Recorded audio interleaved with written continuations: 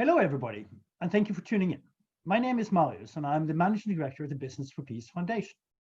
I'm joined today by Paul Polman, former CEO of Unilever and co-founder of Imagine, a sustainability consulting firm helping companies integrate the global goals into their business practices, and Durreen Shahnaz, head of IIX Global Investments and a global leader of social impact and impact investment. We want to take some time to talk about a recent call to action, which is being led by Business for Peace and its honorees. For those of you that don't know us, Business for Peace is an international foundation that aims to support, inspire, and recognize global business leaders who are positively changing the face of business.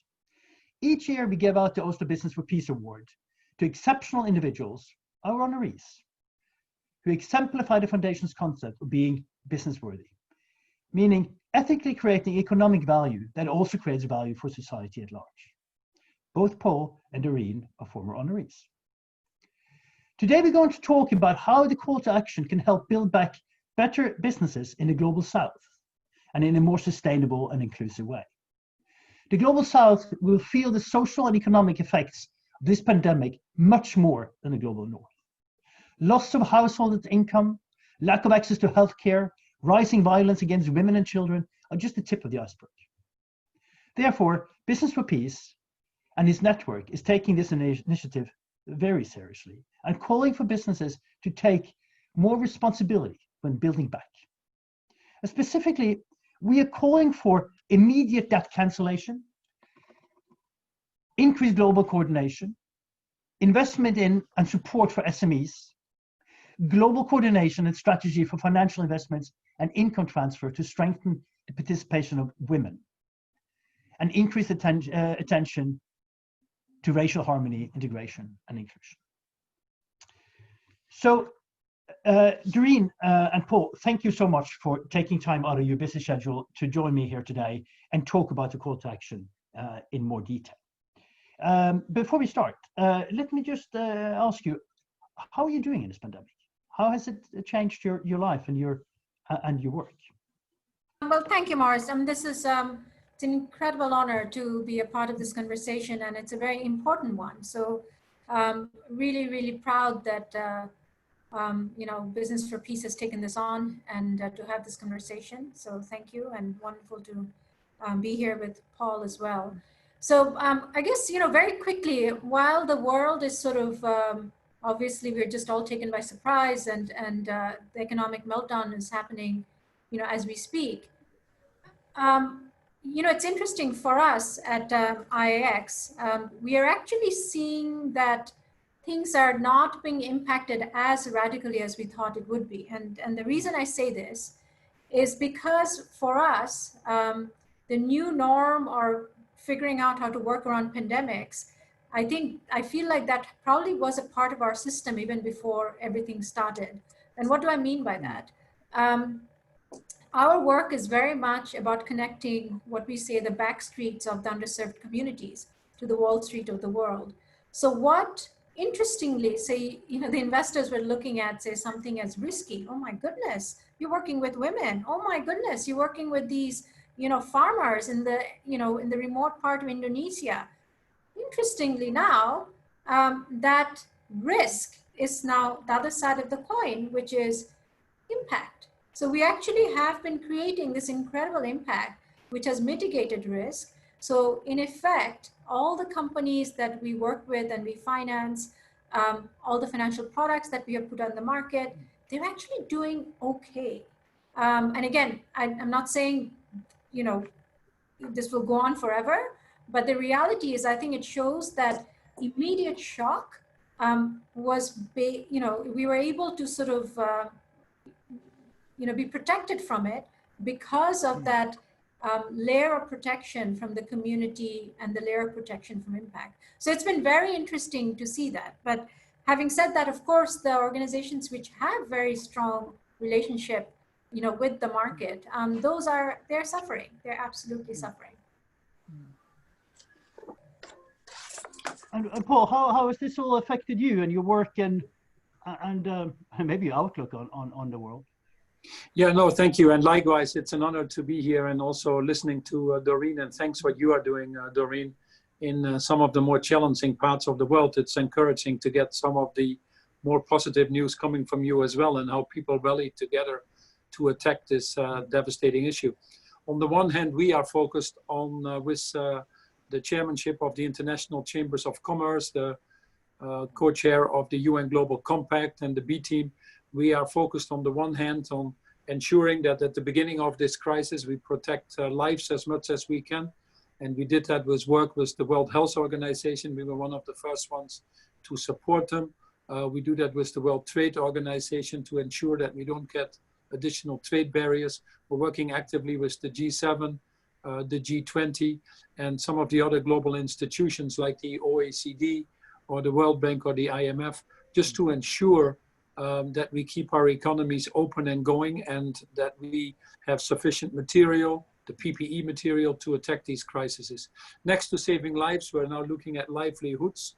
We've seen in many countries that our social contract is broken, and that we need to repair that quite significantly. You've added a racial dimension not long ago that we frankly had forgotten about.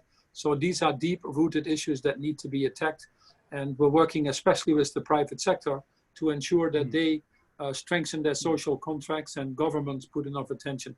And next to saving lives and livelihoods, we're increasingly starting to think about how can we rebuild better. There's no question that what got us here shouldn't get us out of it. And it is especially in moments like this, a pause of reflection, that we can think about this. One of the things we've learned from this crisis is the relationship between nature, health, economy, social inclusion, and biodiversity, climate change. And that is coming at a time that we have a very big challenge in global governance. We have a very big challenge in converting these economies and getting to start again. So it needs all of us to rebuild properly. And that is what we're focused on. And then totally separately from that, with Imagine, the foundation that we have created, we're actually trying to get industry leaders at the CEO level together around tipping points by getting about 20 to 25% of a sector across the value chain together, focused on climate change and inequality. We've started with fashion. We're now doing that with food, all major sectors that are needed to drive to a more sustainable, more equitable business model if we are going to achieve the Sustainable Development Goals. So I applaud the work that you're doing with the Business for Peace Forum, because at the end of the day, it boils down to all of us as leaders.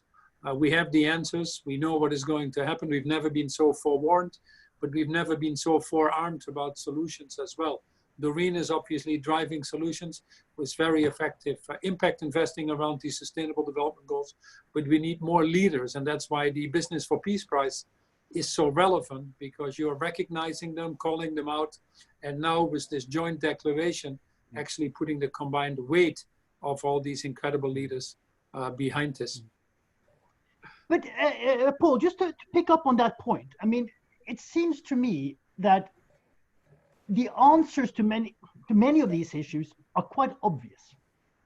But despite the fact, we seem to be quite ill-equipped at dealing with it. Will this crisis help? Well, this crisis to some extent will help. I mean, it's overwhelming for many people. We have a health crisis, we have an economic crisis, we have a financial crisis, we have an inclusion crisis, we have a racial crisis, and all of that comes at a time that we also have one of the major governance crises in the world. Cooperation between governments at an all-time low. In fact, the real swan, black swan, as people call it, was probably not the COVID crisis. We've gotten these pandemics every 3 to 5 years. We've had SARS, we have Ebola, Zika, and the list goes on. The real black swan here was in fact the inability of governments to cooperate. And we need to go back to thinking and understanding that we first and foremost are citizens of planet Earth, connected as one human race, and that the nation state concept that we have built is actually driving us apart if we only look at our own narrowly defined self-interest. So global cooperation to attack these enormous issues like a global pandemic, converting the financial markets, working on inclusion, these are issues that cannot be tackled at any national level alone.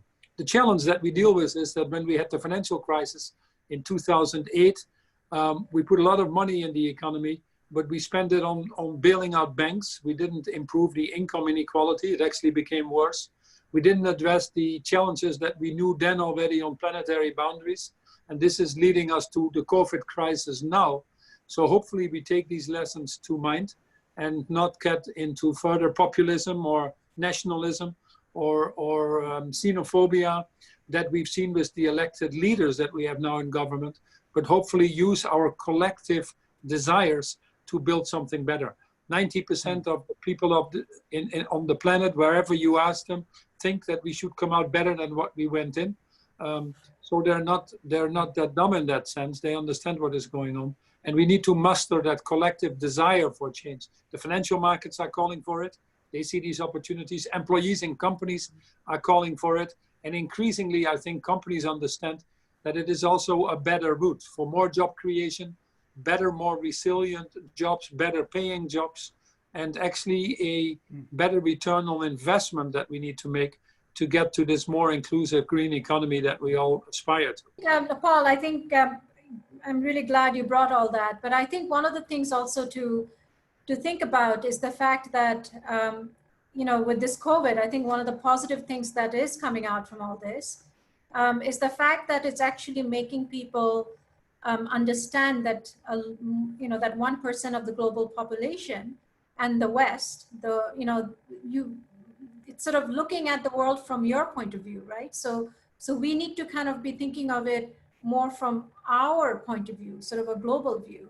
And I think it's very, very interesting, even with companies who say, oh, we have been doing ESG, and you look, beneath the hood and you realize that it's some E, almost no S, right? And then basically saying, oh yeah, governance side, we have a few policies here and there for inclusion. So I think what's very important for us to understand is, while this COVID is the big kind of a restart for us, I think it's also a great reminder that work has been happening, and work has been happening in the non-OECD markets, which has been inclusive, right? So I think we need to now use this opportunity to actually bring that to the forefront and really sort of say, how do we sort of think about solutions that come from everywhere, not just come from the Western countries,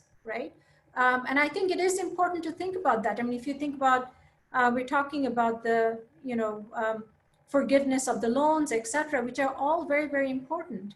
But then once again, if you look under the hood, what's actually happening, we're seeing this, is the forgiveness is happening. The governments are forcing organizations, say in fintech, organizations who are actually giving small loans to the micro SMEs. They're saying you cannot actually, you have to forgive the loan, but then you still have the money that's owed back to the government. So I think the entire supply chain needs to be, viewed more effectively on the reforms that needs to happen. So I do feel that this is our opportunity to be thinking about all of this more holistically, and not just go top down. I think we have done that for too long. And also, interestingly, top down, and also from everything from a very male perspective as well.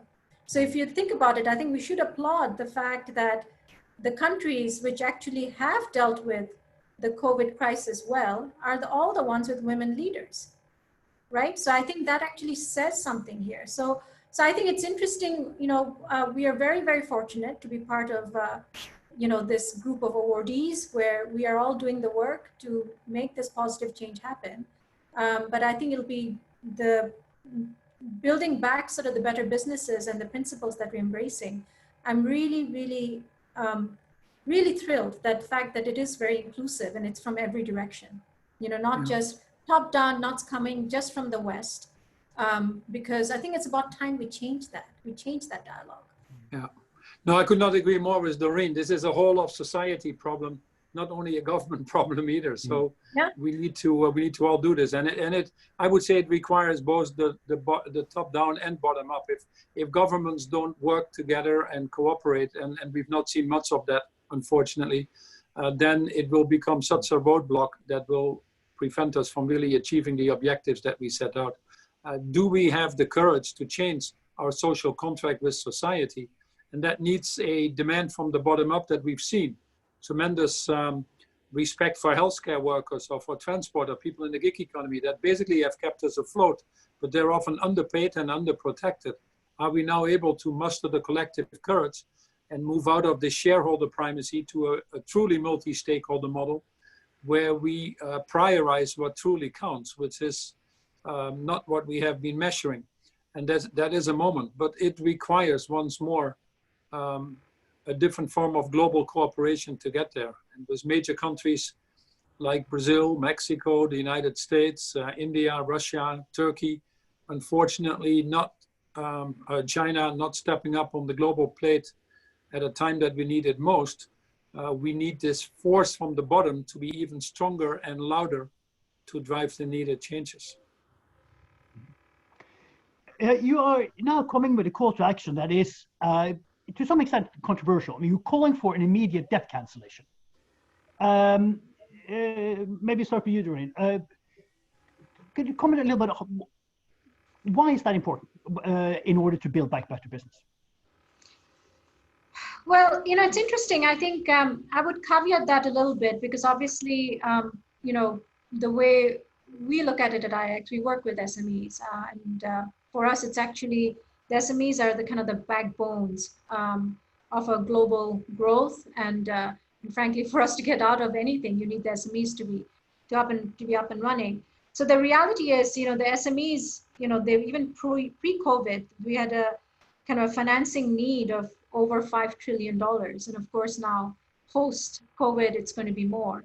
So in terms of the debt cancellation, I mean, I think there's a spectrum of it. So I think if the governments in the developing countries, if the debt is canceled, or at least there's a moratorium, which we're seeing that World Bank and IMF, I think combined, they said there's going to be some form of it, around $75 billion.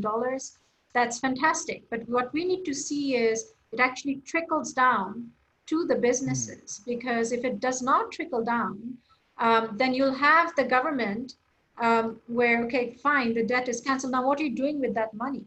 Are you actually redirecting that money for social safety, for better healthcare, etc.?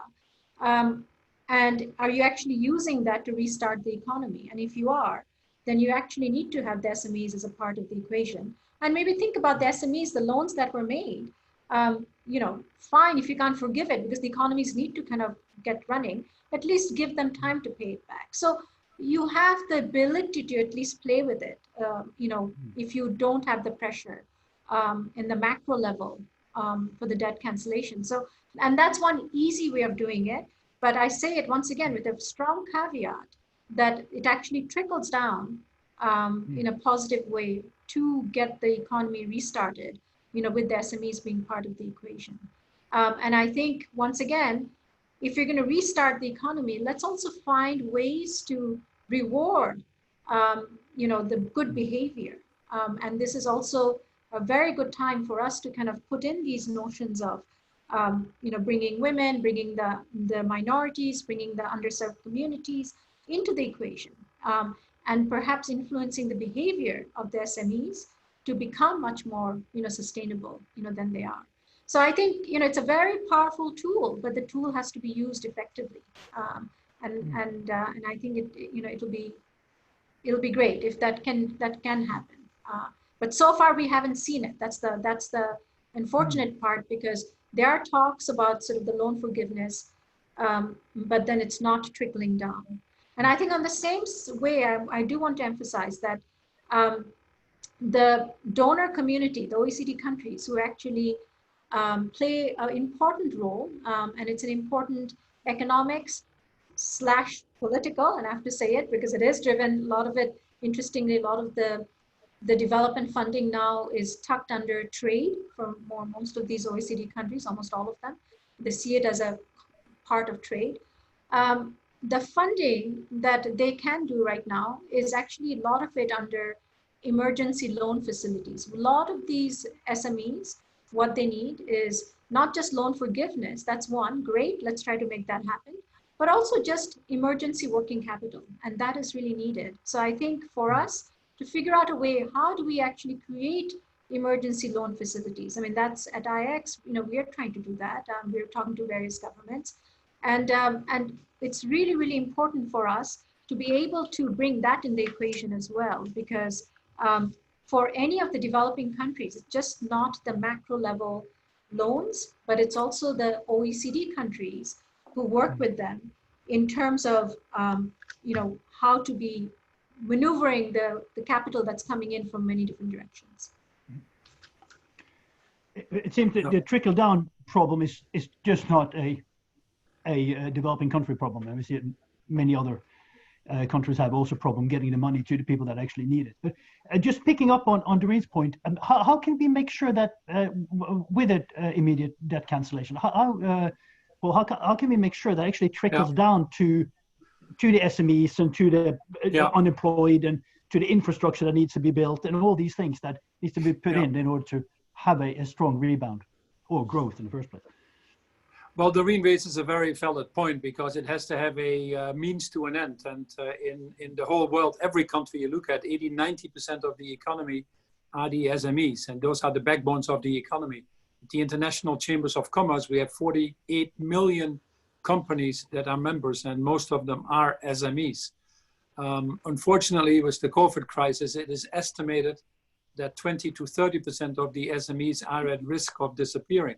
So it's not surprising that the chambers are working right now on calling for about $5 trillion of trade financing and border facilitation agreements, which are often hampering the proper functioning of these markets. So we do need to focus on that. And I'm glad that, again, the Business for Peace Declaration calls that out. We cannot open the global economies, for example, if these emerging markets continue to pay a heavy price of COVID. We are too interdependent. So the investments that we need to make need to be a little bit more generous, need to be a little bit more open. And that's why it's so important that we call for that in this statement. And I think since we've started to work this, and now that we go public to it, more and more people are realizing this and are equally calling for this. So I don't think we're a day too soon. But now we need the governments of this world to action. It is irresponsible, I believe, to spend 10–15 trillion in your own countries to restart your economies or to avoid it slipping further, which is acceptable, but then not to give any money or any help of any substance to the rest of the world where 80% of the population lives, who have to deal with problems like climate change, like COVID, that they haven't created themselves. And they're as much our problems in this part of the world as it is a challenge that these developing markets have to deal with. So that call for global solidarity, that again, the Business for Peace Declaration is doing, is an incredibly important thing, incredibly important. Yeah, no, it is.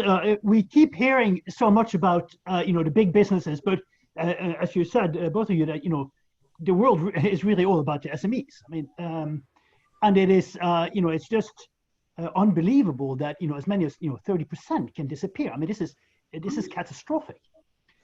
So just to talk a little bit more about the SMEs role, I think, Durreen, you are, it is, in my mind, clearly the tool to create much needed employment, much needed inclusion, and also technical innovation to deal with all these other technical challenges of climate change and whatnot. So how do you specifically work with the SMEs? Right. So I think, because of the importance of the SMEs, that's why for us, as the business leaders, that's one of the tenets we're putting out there with this call to action, because we do want investment and support in SMEs. And how we work with SMEs, it's simple in the sense that we work with them in terms of getting them investment ready and getting the investment into them. So, and what does that mean? It really is looking at the SMEs from all the stakeholders they work with to making sure that those stakeholders are part of the equation and they're given a value. So it's the women, again, the underserved communities, the minorities they're working with, all of them actually have a voice in what the company is doing.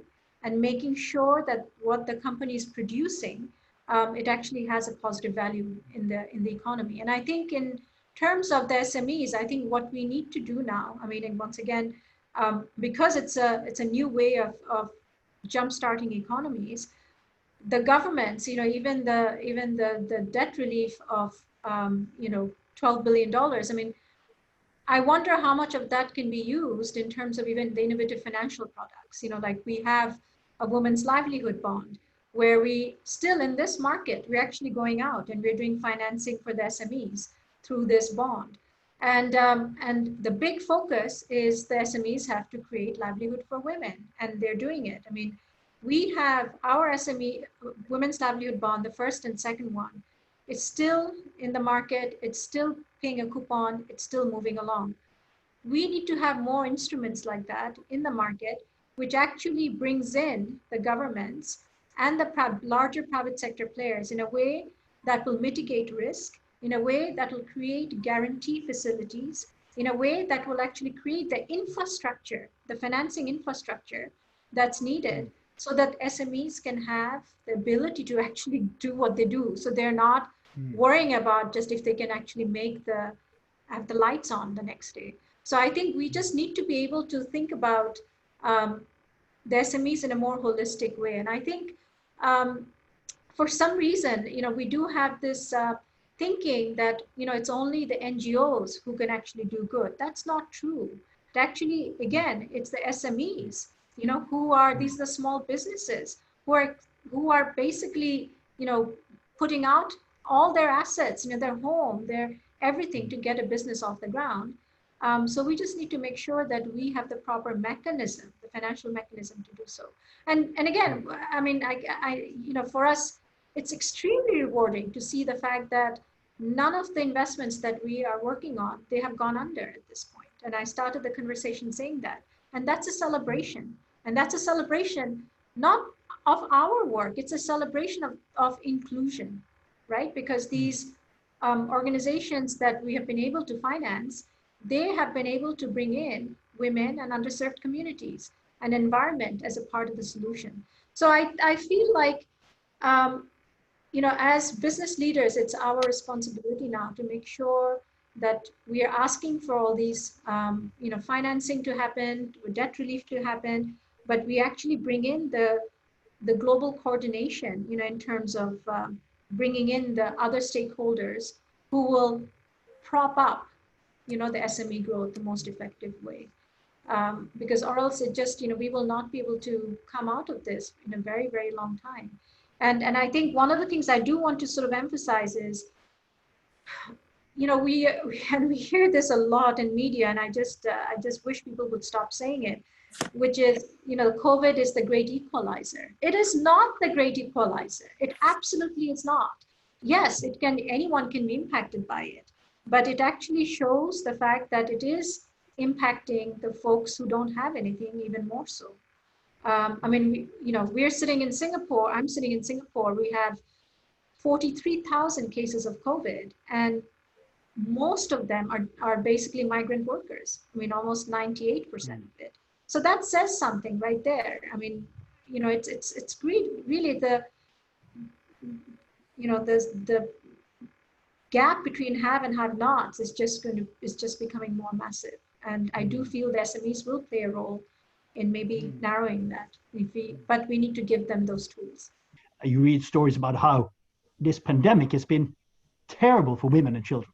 Right? Mm-hmm. There is the crisis centers are overbooked.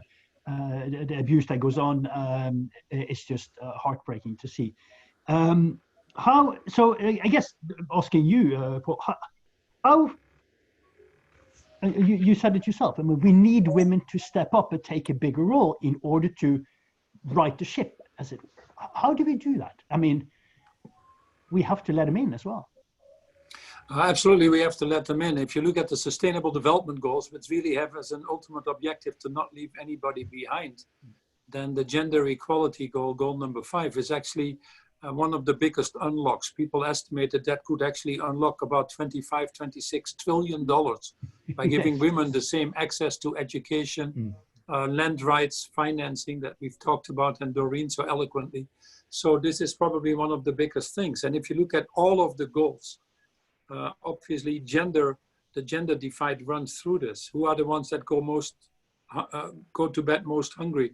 Who are the ones excluded from sanitation? Who are the ones that are paying the price of being excluded from decent work? Who are the ones that pay a higher price for conflicts and wars? And it always comes back to women and children. So we do need to have that angle in all that we do. And interestingly or sadly, because of the George Floyd death in the US, which probably was the straw that broke the camel's back, we also have a racial dimension that we need to deal with. And it gets to the heart of what total inclusion is. And all the funding that we put together and the plans that we put together around rebuilding back better need to take that angle into account. I just come off a call of an organization I chair, which is the Valuable 500, which really fights for the inclusion of the 1.3 billion people in this world with disabilities. In fact, now with the focus on women and racial focus, the people with disabilities are actually being pushed on the second plan. So we need to make that totally inclusive, from LGBT to women, to disability, to racial divide, and create a different moral ground. And that is also why it's so important that any time that our politicians try to divide ourselves based on religion or based on nationality or based on sexual orientation, that we speak up.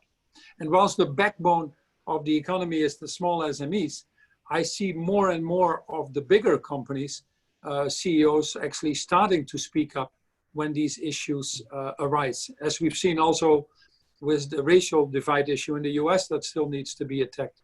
And it is basically not only the voices that then count, but also then the actions that come behind that. So here again, I think it's important that the Business for Peace coalition of these wonderful leaders draw the attention, but also then that we ensure that we follow through with concrete action. If I may just add to that, I think Paul, you're absolutely right. And I think, let me maybe make it even more direct.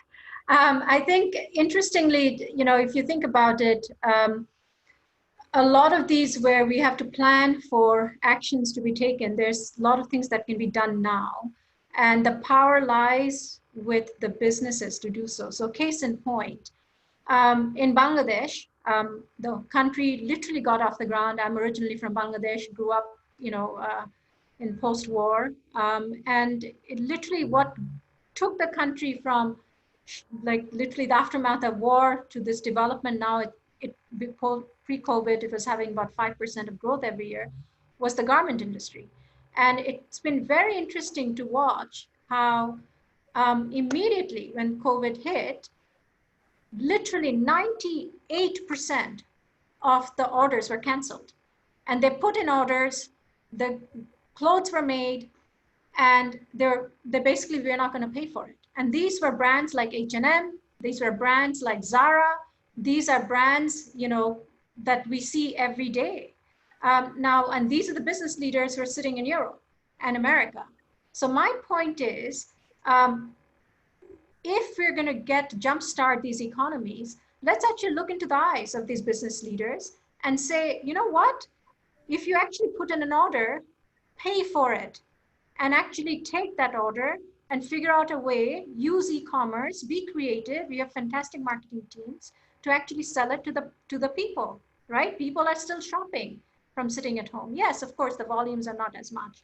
But I think the thing is, we need to be truthful to ourselves in terms of actually saying, as leaders, business leaders, how much actually we are doing. So that's what I'm saying. These are companies who are actually talking about ESG, where the S is completely missing, right? Completely missing. So I think what we actually need to be thinking about also, you know, in terms of the recovery, in terms of actually bringing everyone to the equation, you want to help women? Just give wages, you know, to these garment workers. Because why? Because they actually make the clothes. So let's kind of, you know, be open about it and be actually truthful about it, that we need to be doing this. So I think it's important for us, you know, and it's important for us through all these chambers of commerce, through all these, you know, fancy meetings at WEF, to really kind of call it out and actually say what's happening. Because I think it is important. It's not just about debt relief. It's about actually also all the things that needs to happen in the entire value chain. And we're honestly, I mean, we're seeing this left, right, and center, where big businesses, where they are saying something that they should be doing, but they're not actually practicing it. And that's why you have, you know, the big, now all the funds, you're seeing, they're saying they have impact investing funds. Really? You call, you know, just investing in emerging markets in some fancy hospital impact investing? I don't think so. But no one's actually calling that out. So I think what you're actually seeing also from the US, what actually happened, you're right. I think it's literally, we are seeing that pent up frustration from people of color, from minorities, to actually say, really, is this the system that actually gives us the voice, gives us the value? So I think it's really kind of creating that equal playing field, right? And I think that is very important. So I think one of the things also I want to emphasize for us to be thinking about as business leaders is actually also having the proper tools, right? Once again, let's go down to the realities of what needs to happen. We created a COVID tool to actually see, okay, are these companies going to survive or not? And what do they need to survive? Again, in a very micro level, in the company level. And we need to have things like this. And how much do they need? What do they need? What's the working capital? So I think, you know, this kind of needs to go hand in hand in terms of what we're looking at macro level and what also sort of needs to happen in the micro level. And I think, I hope one of the big learnings for us is we start seeing women, people of color, and people with disabilities, and I say this because you know, I have a child with disability, we are not seeing them as victims, but we come out of this as seeing them as a solution. Absolutely. And we need to have the proper tools to actually give them the value, you know, which some of us are already doing. So I think it is very important so that we, you know, have that balance, you know, in the equation as we move forward. Absolutely. I think this is, you know, we talked about it initially, the mindset that is needed. And, you know, when you see the news from around the world, I mean, the terrible murder in the US, or, you know, any of these disturbing issues, at the end of the day, it comes down to, you know, wanting to do something about it and being allowed to do something about it. And I, you know, having spent the decades in regular business and grown up in a kind of Milton Friedman tradition, you know, there was one measurement, and that was the bottom line. Okay.